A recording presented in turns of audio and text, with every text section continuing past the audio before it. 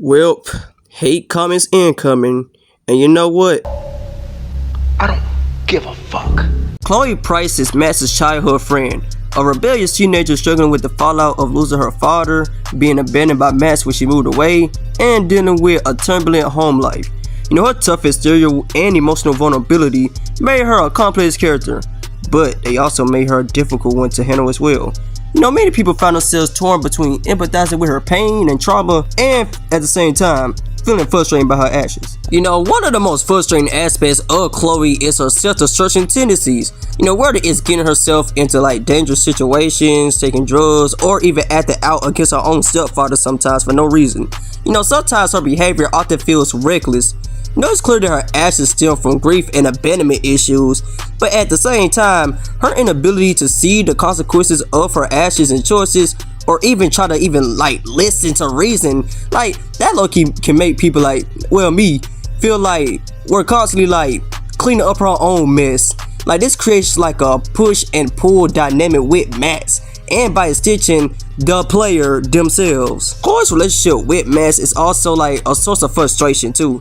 She leans heavily on Max almost every time, whether it's having her come with her to deal with her own issues that she got with Rachel's ex-boyfriend and all, and relies on time rewinding powers too until she found out she had them powers.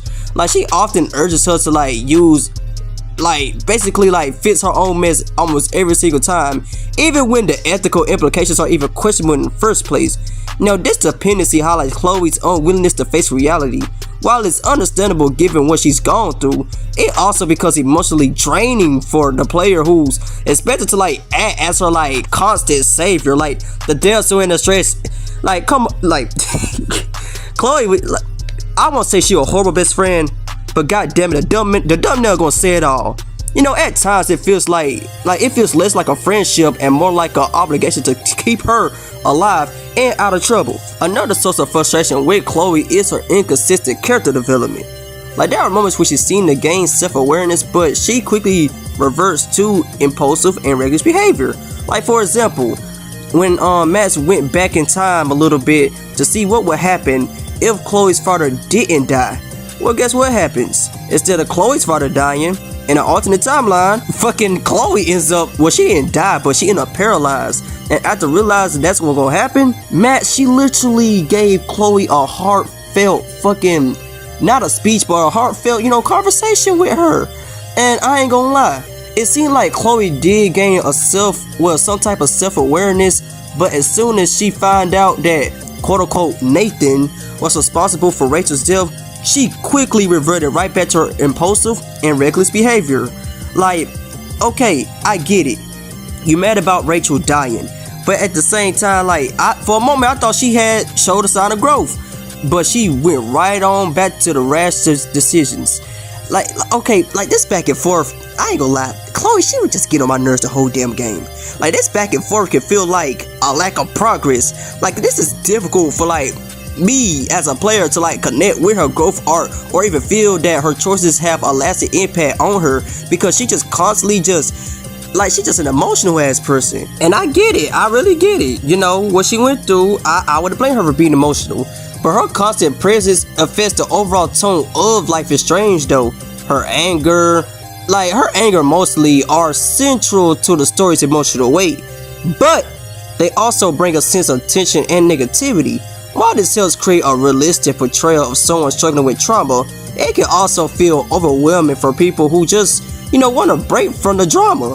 Her confrontational attitude often leads to clashes not only with Max, but with others like David, or hell, even Frank, making it feel there's never a moment of peace. And then there's that scene, that one controversial scene that, in my opinion, it's the most easiest decision you can ever make in a video game, and that's choosing between Chloe and the town of Arcadia Bay. Now, people be like, oh my god, this is the most difficult choice I ever had to make in a game! And it is... No, it's not frustrating at all. I was gonna say frustrating, but no.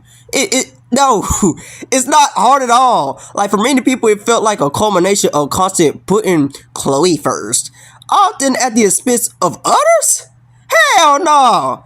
Now, I don't know everybody in Arcadia Bay, but hey man, I ain't finna sacrifice a town full of people for one person now. Like, it literally forced players to confront the emotional weight of their choices and whether Chloe was truly worth, all the trouble for her. To be honest, I chose to save Arcadia Bay. RP Chloe, but I chose to save Arcadia Bay. I ain't going for none of that. But despite these frustrations, it's important to recognize that Chloe's flaws made her a compelling and realistic character. She wasn't meant to be the perfect friend or the easy choice. Her struggles with grief, loss, and abandonment were authentic and realistic, and they challenged players to think deeply about their moral compass and the nature of friendship. Chloe's presence pushed the story to, uncomfortable places, which made the game more impactful and thought-provoking though. Chloe Price is a character who evoked strong reactions for a reason. She was challenging, inconsistent, and sometimes exhausting to deal with, but she was also real, raw, and layered. Dealing with Chloe wasn't supposed to be easy. It was supposed to make you question yourself, your choices, and how far you go to help someone you care about. That's what made her... And I know damn well my phone didn't just went off while recording a video. Shut the fuck up, phone. But anyway, that's what made her such an unforgettable part of Life is Strange.